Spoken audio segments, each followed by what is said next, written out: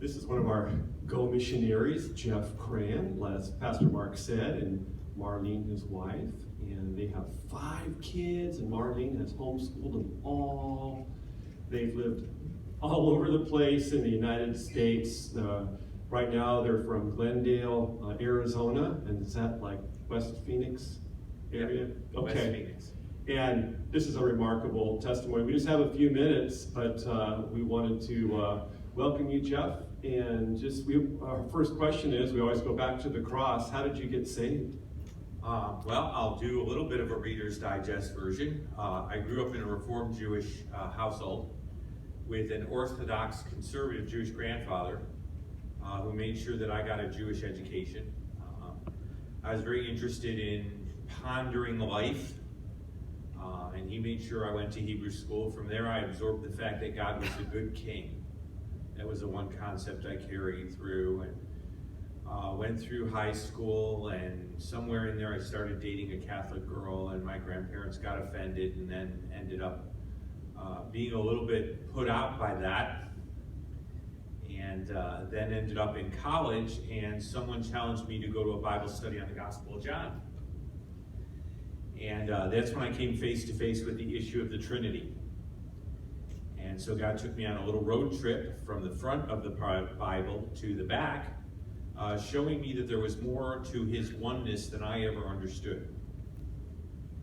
And there ended up running into the need for atonement, which I didn't have any because there was no temple, and I didn't have access to a blood bank. And without the shedding of blood, there is no forgiveness of sin. And went back home to study prophecy, beginning with Matthew, which actually made some sense to me, and made a decision. It was about 1205, 1980, that Jesus was the Messiah of Israel and my sin bearer. And that began a journey that has lasted from then until now. Wow. So praise the Lord, yes. So how has Jesus changed your life? I mean, this is a Jewish family, and now you know the Lord, and how does that all, play out? My dad's gotten kind of used to the idea. We have the grandkids. It helps. And I don't know, he's seen a certain stability. I can't say that your life becomes perfectly easy. In fact, some of the greatest challenges we face personally and in the ministry are the challenges we face now, which is kind of interesting. I would have started with the challenges and made everything smooth at the end. God seems to have let us get a start, and then he all of a sudden starts rearranging things just about the time I think I have them figured out. Trust in the Lord with all your heart, and don't lean on your own understanding. That's for sure. All right, so let's go on to you're walking with the Lord, and you're taking those early baby steps, and where did you progress from there? We want to hear the love story, how you met Marlene. Okay. It's a boring guy's version. Yeah, she's got the juicy girls version that she likes to tell. I always joke, I'm the trees and she's the forest. So I'm the detailed, short-oriented one. Finished college, and I wanted to be in ministry. And my father said that if you went to seminary, you'd be the first Christian martyr in our family. So he was very big on honor thy father and mother, probably the only commandment out of the 10 that he knew. And he basically said, you will use your recreational therapy degree. So how many mission boards are looking for a recreational therapist? And I started in education. That's one passion that's been the same. God just redirected it, and that's the passion to teach. And that's remained the same throughout. The only thing that God said is, I'm going to change the material. And in college, I started doing some street ministry. And it was just really kind of letting people challenge me with their objections. And that became the other part of things that really I didn't pay as much attention to. And from there, ended up getting involved with Chosen People Ministry. And there's a lot in between. because I learn kind of slow. Usually when I arrive somewhere, God says that, yeah, we've been expecting you for a while. So glad you finally got the idea. And that's kind of the way it was with Chosen People. We've been expecting you for a while, so I'm so glad you wised up.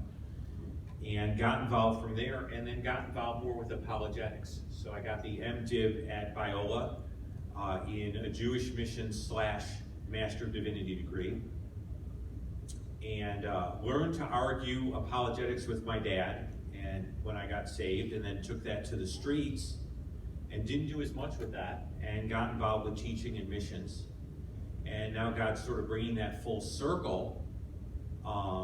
And from there, from Biola, got involved with George a little bit, vocab.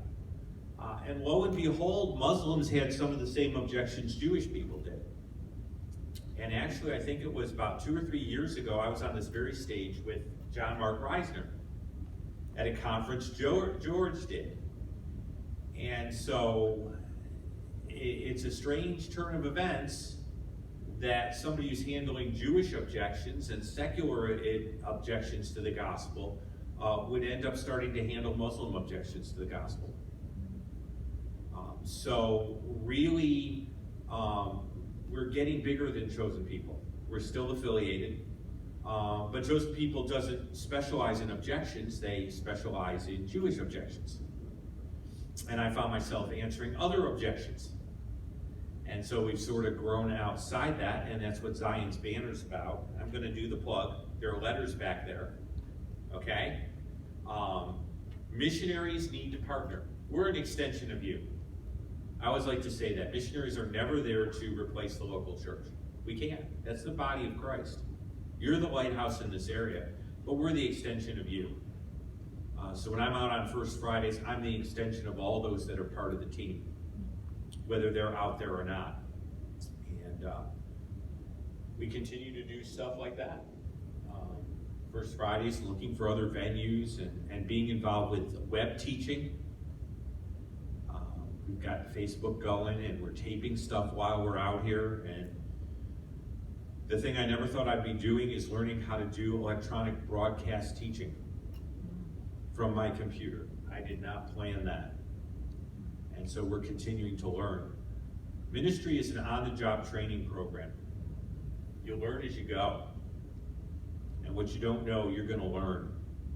And so we're continuing to learn and grow and expand our venues. You've come a long way. You used to live up in the Northeast. Tell us about that, and how did you get to Arizona? When I eventually wanted to deal with my dad to honor thy mother and father, and I wanted to be in ministry, God sent me to rural Vermont, which is kind of the Lord's sense of humor, because my idea of milk was it came in a carton, and I didn't know where it came before that. My wife was from New Jersey, but her grandparents had a farm in Vermont where they did dairy farming. And so she grew up a city/farm girl, hyphen. I don't know how that works, but it does. And when we were dating, she sent me to find the milk, and I spent an hour in the refrigerator looking for the carton. Her grandmother thought I was hysterically funny, because I didn't know it came from cows.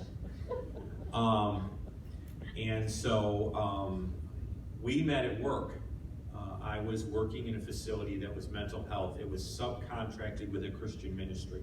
Don't ask me how that works. And we ended up meeting at work. She's got the long version. The short version was she met me in circumstances that most people don't end up meeting. And our first date was her teaching me to drive manual transmission. And she stuck me on a hill. I didn't know anything about rollback till I pressed the clutch in and the scenery started going the wrong way. I couldn't figure out what was going on. And we ended up getting married. That's the long and short of it. I proposed to her on New Year's Eve.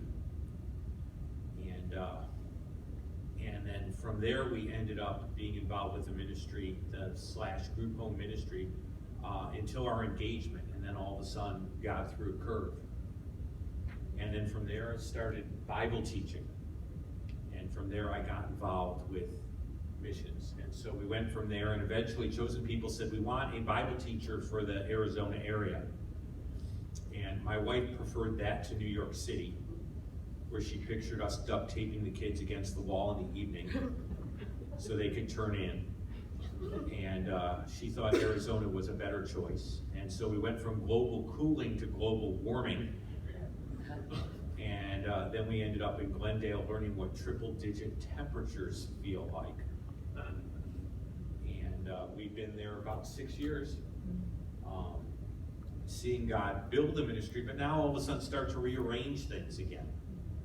Again, just when I thought, you know, Vermont and Arizona would look like this, and I'd be cooperating with a fellow missionary from Chosen People and just teaching, God said, well, you'll be teaching, but I got ways of rearranging this that you haven't dreamed of.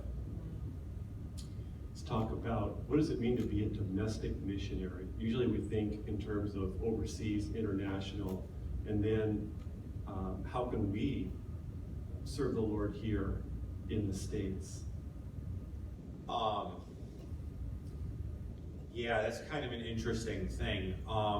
There are people groups all around you. George can tell you this. A Jewish kid standing on stage with a Palestinian Arab pastor at a missions conference on Islamic apologetics and evangelism, and that's what I experienced. A guy that I would never have spent 5 minutes with growing up. I mean, I didn't go out seeking Palestinian Arab background people. I mean, I did have an Arab friend when I was a kid briefly, but putting together a conference on apologetics and Islam and standing shoulder to shoulder with him. Folks, the world's coming to us. I could take you to Orangewood, and it's a huge mosque. And it's sitting in the middle of Phoenix, and I don't need a passport, and I don't need anything. I could take you to the Russian section of Brooklyn. All the stores have Russian. All the food labels are in Russian.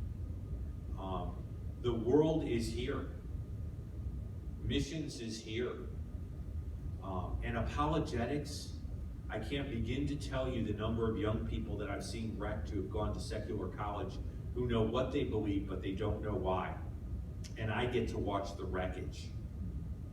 And I can even tell you a story about a young man who grew up knowing my son playing during my Bible studies, who no longer walks at all because he had a liberal professor that ate his faith for dinner, and he didn't know why he believed what he believed.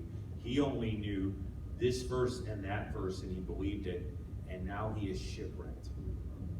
Sweet kid, nicest kid, respectful kid, but lost to any sort of church involvement because nobody had real answers for him apologetically. And so there is stuff you can do in reaching people. There is stuff that needs to be done in the church in teaching young people how to think through their faith and what a Christian worldview really means and why we believe what we believe. I have one more question for you. It's power-packed. Take your time. Okay. Is every Christian a missionary? Oh, wow. Every Christian is sent, and in that sense, a missionary. Is every Christian called to do that 24/7 and do faith fundraising? I would say no. And I think the difference is in how your timesheet gets filled out, not where your heart is. So your heart should be there anyway, but your timesheet may have someone else's name on it. So I like to say that when I'm teaching the word and I'm defending the faith, I get to do what I love all the time. But every one of you should be looking at the people groups around them. We're told to go into all the ethnos. It's the word ethnic group. It's not the word country. And make disciples. And the ethnos are around.